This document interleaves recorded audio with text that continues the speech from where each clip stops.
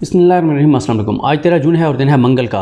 बात करेंगे एक दरबारी के बारे में जिसका जो जाहो जलाल है वो जाली जाहो जलाल था और अब वो अपना ओहदा बचाने के लिए किस तरह से पस्ती और ज़िल्लत की गहराइयों में गिरने के लिए तैयार है और पाँव पकड़ने के लिए तैयार है, उस पर बात करेंगे। लेकिन इमरान रियाज खान साहब का जिक्र करना चाहूँगा इसलिए भी कि जो दरबारी जिसका मैं आगे जिक्र करने जा रहा हूँ, जिसकी औकात ये है कि एक ओहदे के लिए किस सतह गिर गया है। और मुस्लिम लीग नून जब से इक़्तिदार में आई है तो जिस तरह से इन्होंने सहाफ़ियों को ओहदे बांटे हैं, चाहे वो फ़ाद हुसैन हो, चाहे वो नजम सेठी हों, बाकी और कई सहाफ़ी ऐसे ऐसे सहाफ़ियों को ओहदे दिए हैं कि आपके सामने है कि क्या उनका क्राइटेरिया क्या था। बस यह कि दरबारी थे और तबलची थे, इनके लिए बयानियाँ बनाते थे, इनकी तारीफ़ें करते थे। इल्ज़ाम इमरान खान पर लगता है कि मीडिया को उसने बड़ा जी नवाजा है, अब ये क्या कर दिया, वो कर दिया, यूट्यूबर बना दिए, उनको पैसे देता था, ये करता था, वो करता था। मुझे बताएं कि आप अगर कंपैरिजन कर लें इमरान खान के 3.5 बरस का और इनके 14 माह का, कितने सहाफ़ियों को इन्होंने नवाजा और किस किस तरह से इन्होंने नवाजा, और किस सहाफ़ी का भाई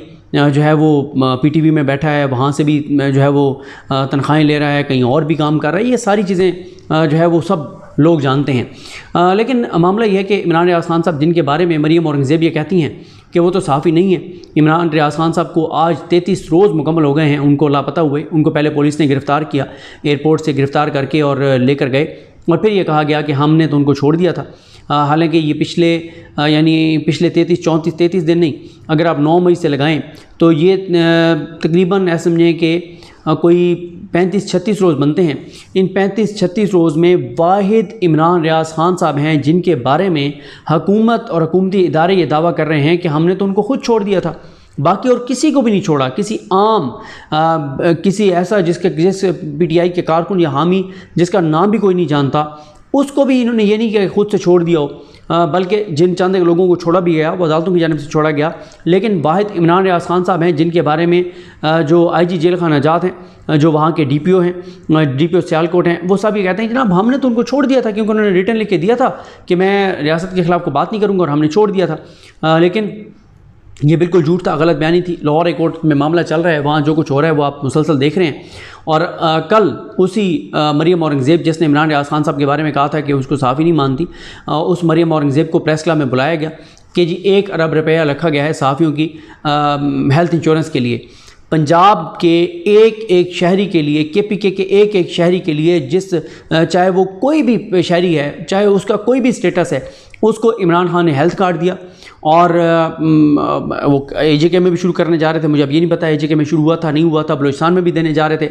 सिवाय सिंध के जहाँ जहाँ इमरान खान की हुकूमत थी, हर जगह पे वो 100% हेल्थ इंश्योरेंस देने जा रहे थे। और पंजाब में जो है वो एग्जीक्यूट भी किया, और पंजाब में एक बिस्तर के ऊपर, एक बेड के ऊपर जो है वो कोई करोड़पति लेटा हुआ है, उसका इलाज हो रहा है, तो बिल्कुल उसके साथ कोई ऐसा मरीज़ पड़ा हुआ है जिसके घर में खाने के लिए कुछ भी नहीं था। ये सिस्टम जो है वो इमरान खान ने मुतारिफ़ करवाया था। लेकिन उसी मरियम औरंगज़ेब को कल प्रेस क्लब में बुलाया गया उस 1 अरब रुपये की हेल्थ इंश्योरेंस रखने के ऊपर, और जिस तरह से फूल की पत्तियाँ निछावर की गई, इंतहाई शर्मनाक था, इंतहाई शर्मनाक था।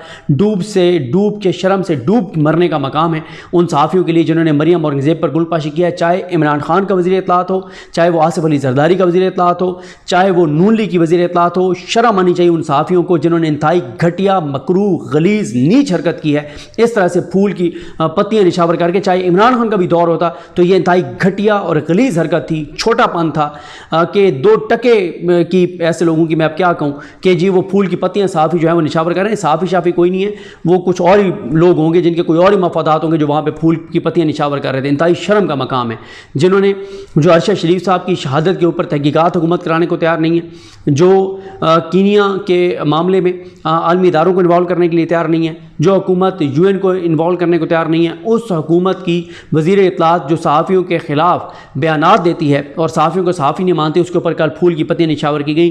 डूब के मर जाएँ वो लोग घटिया और गलीज़ किस्म के जिन्होंने कल ये फूल की पत्तियाँ जो है वो निछावर की। इंतहाई बेशर्मी, इंतहाई ढिठाई।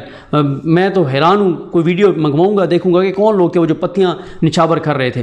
उसके बाद आ जाए कि इमरान रियाज तो सहाफ़ी नहीं है, लेकिन ये अबसार आलम साहब हो, चेयरमैन पैमरा लग जाते हैं और उसके बाद अब वो बहुत बड़े साफ़ी हैं माशाल्लाह। ये जो हैं अफाद हुसैन साहब शहबाज शरीफ के नौकर लग गए, चपड़ासी लग गए, उनके जो है वो तनख्वाहदार मुलाजिम लग गए। आजकल वो एक चैनल के सदर बन गए हैं, जनाब उसको हेड कर रहे हैं, तो वो भी बहुत बड़े साफ़ी हैं। इमरान रियाज साफ़ी नहीं है, लेकिन ये साफ़ी हैं जो नून लीग के तनख्वाहदार मुलाजिम बन जाते हैं, ये साफ़ी हैं जिनको नून लीग लगा देती है, जो नून लीग के कभी आपने इमरान रियाज को देखा है कि वो इमरान खान की गाड़ी में गार्ड वाली जगह पर बैठा हो? अबसार आलम साहब बैठे थे मरीम नवाज़ की गाड़ी में, जहाँ पे वो गार्ड बैठता, गार्ड को उतार के वहाँ पे अबसार आलम साहब को बिठा दिया था। फिर तीसरे ये आज हैं जिनके ऊपर बात करने, नजम सेठी। नजम सेठी को चेयरमैन पीसीबी लगाया गया, चेयरमैन पीसीबी लगाया गया, पहले भी लगाया गया था, फिर लगाया गया है। नवाज शरीफ को जाते हैं, मिलते हैं उनके साथ, जिस तरह से आपने देखा कि कश्ती में बैठे हुए हैं जिस तरह से, और उससे पहले इमरान खान के दौर में जिस तरह की झूठी खबरें दी चिड़िया के नाम पे, जिस तरह से झूठा बयानिया बनाया, मुसलसल इमरान खान के ख़िलाफ़ चीज़ें करते रहे, बिलो द बेल्ट भी चीज़ें करते रहे, घटिया किस्म की बातें करते रहे, और फिर उसके बदले में क्या किया? चेयरमैन पीसीबी बना दिया गया। अब चेयरमैन पीसीबी तो बन गए, चेयरमैन पीसीबी बनने के बाद मौसूफ जो है, अब पीपल्स पार्टी ने कहा कि जनाब अब देखें ना, इस वक्त इनके दरमियान मुकाबला ये नहीं है इन पार्टियों के दरमियान कि नून लीग ये कहे कि यार हमने को अवामी इशू के ऊपर बात करनी है, पीपल्स पार्टी कहे कि हमने अवामी इशू के ऊपर बात करनी है, एमक्यूएम कहे कि हमें अवाम के मफाद अजीज़ है, हमें कराची वालों का ये मफाद अजीज़ है, ये अचकजई और ये मेंगल और ये कहेंगे नहीं बलोचिस्तान का ये वाला मसला है, इसके ऊपर हमने कंप्रोमाइज़ नहीं करना। वो मोहसिन दावड़ या अली वज़ीर कहें कि जनाब इस चीज़ पर तो हम कंप्रोमाइज़ नहीं करेंगे। कोई एक पार्टी भी इनमें शामिल, कोई एक एमएनए भी ऐसा नहीं है जो अवामी इशूज़ के ऊपर नाराज़ हो, सबके अपने अपने ज़ाती मफादात हैं। अच्छा, फिर ये भी देखते हैं फ़लानी पार्टी अब ज़्यादा माल बनाने लग गई, हम कम बना रहे हैं, फिर ये नाराज़ होकर बैठ जाते हैं, जी हमें जी ये चीज़ दो, हमारे पास ये चीज़ नहीं, हमारे साथ ज़्यादती हो रही है ज़ाती मफाद के ऊपर। पिछले 14 माह में बताएं कोई एक पार्टी, कोई एक रहनुमा इस बात पर नाराज़ हुआ कि पेट्रोल की कीमतें आपने बढ़ा दी हैं, डीजल की कीमतें बढ़ा दी हैं, बिजली की कीमतें बढ़ा दी हैं, गैस की कीमतें बढ़ा दी हैं, आवाम के लिए ये मुश्किल कर दिया, आवाम के लिए मुश्किल ये कर दिया। कोई एक पार्टी बताएं जिसने कहा हो कि मैं इस मामले पर वोट उस वक्त दूंगी, मैं उस वक्त वोट दूंगा जब आप आवाम के लिए कोई ये फैसला करेंगे? कोई एक भी नहीं है। हर चीज़ में अपना ज़ाती मफाद। अब यहाँ पे भी ज़ाहिर है पीसीबी, चेयरमैन पीसीबी, आपको जितने आप लोग सुन रहे हैं, मुझे जब पता चला तो मेरे तो वहमो गुमान में नहीं था कि ये चेयरमैन पीसीबी वाला ओहदा कितना पैसे वाला ओहदा है। पाकिस्तान के चंद सबसे ज़्यादा पैसों वाला ओहदा एक ये है जहाँ पे सबसे ज़्यादा माल बनाया जा सकता है अगर कोई बनाना चाहे तो, जिसमें बहुत ज़्यादा पैसा है। अब इस सारी सूरत हाल में जो नजम सेठी साहब हैं उनकी अब ये ओहदा ख़तरे में, क्योंकि पीपल्स पार्टी अब कह रही है ये वजारत हमारे पास है तो चेयरमैन पीसीबी हमारा होगा। अब उधर से मियाँ नवाज शरीफ को कहा होगा नजम सेठी साहब ने, तो उन्होंने कहा जी जरदारी साहब को मनाएं। कल अब्बास शबीर साहब ने भी खबर दी परसों, और जो तारिक अजीज़ साहब ने भी खबर लगाई हुई थी, और वो ये है कि जनाब जो नजम सेठी साहब हैं वो अब जरदारी साहब से टाइम मांग रहे हैं, और जरदारी साहब से टाइम मांग रहे हैं, जरदारी साहब टाइम दे नहीं रहे, और वो मिन्नत तरले कर रहे हैं। जो रिपोर्ट हो रहा है कि वो बड़ी मिन्नत तरला कर रहे हैं ओहदा बचाने के लिए। ये हैं वो लोग जो बड़ी बड़ी बातें करते हैं, जो टीवी पे बैठ के ऐसा लगता है कि इनसे बड़ा तो खुददार शख्स कोई नहीं है, जो जाके इन्हीं की नौकरियाँ भी ले लेते हैं इन हुकूमतों से, फिर बाद में आके साफ़ी भी बन जाते हैं, बहुत बड़े साफ़ी भी बन जाते हैं, उनको बहुत बड़ा साफ़ी भी कहा जाता है। और इमरान रियाज यूट्यूबर है लेकिन ये बहुत बड़े साफ़ी हैं जो जाके ओहदे ले लेते हैं, जो तनख्वाहदार मुलाजिम बन जाते हैं। और उसके बाद अब जी वो पीपल्स पार्टी ने ज़का अशरफ साहब का नाम दे दिया है। ये नून लीग जो है वो नजम सेठी साहब को बचाना चाहती है, लेकिन मियां नवाज ने कहा जाके जरदारी साहब को मना लो, जरदारी साहब ने टाइम नहीं दिया।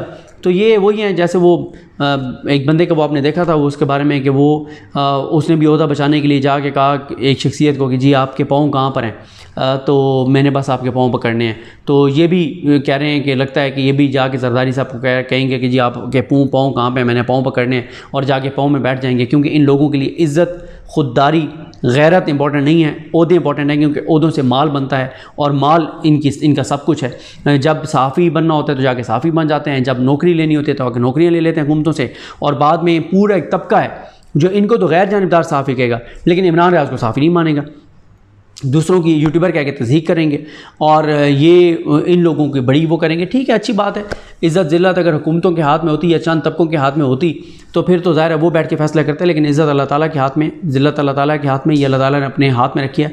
वरना अगर बंदों के हाथ में होती, पैसे से किसी को इज़्ज़त दिलवाई जा सकती, तो इस वक्त पाकिस्तान का सबसे ज़्यादा बाइज़्ज़त शख्स जो है वो मियाँ नवाज शरीफ होता, सबसे ज़्यादा बाइज़्ज़त जो है वो फजल रहमान साहब होते।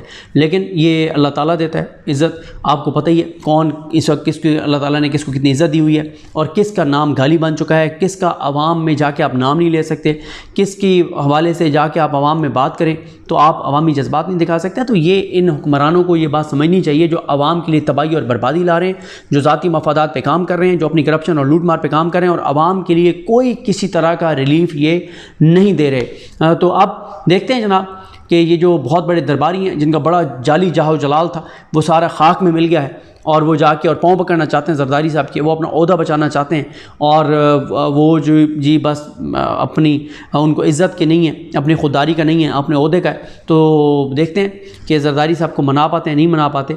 लगता बहरहाल यही है कि उनके ये आखिरी कोई हफ़्ता 10 दिन चल रहे हैं और इसी में ओहदे से फ़ारिग हो जाएंगे। लेकिन अभी तक गेम ऑन है। तो देखते हैं कौन जीतता है और मिन्नत तरला काम आता है नहीं आता। ये अच्छा जरदारी साहब भी कोई इतने बड़े असूल पसंद आदमी नहीं है। अगर जरदारी साहब को मना लिया नून लीग ने कि जनाब ये इसके बराबर के 3 ओहदे आप ले लें, एक बड़ा ओहदा लेने के बजाय 3 छोटे ओहदे ले लें, लेकिन तीनों का मिला के माल पानी इसके बराबर बनेगा, तो जरदारी साहब मान जाएंगे। जरदारी साहब इस हवाले से बहुत अच्छे हैं क्योंकि वो मेन जो एंड रिज़ल्ट है, जो टारगेट है, उस पर नज़र रखते हैं। तरीक़ाकार क्या होगा, चीज़ क्या होगी, उस पर वो ज़्यादा उसके ऊपर नहीं वो लड़ाई झगड़ा करते। अगर इतने ही माल पानी वाली कोई 2-3 छोटी छोटी जगह भी दे दी गई तो जरदारी सब मान जाएंगे, कोई ऐसा मसला नहीं है। लेकिन ये है सूरत हाल। तो देखते हैं चीज़ें कैसे आगे बढ़ती हैं। इमरान भाई के लिए आवाज़ उठाते रहें। अल्लाह करे कि इमरान भाई जल्द से जल्द आ जाएँ।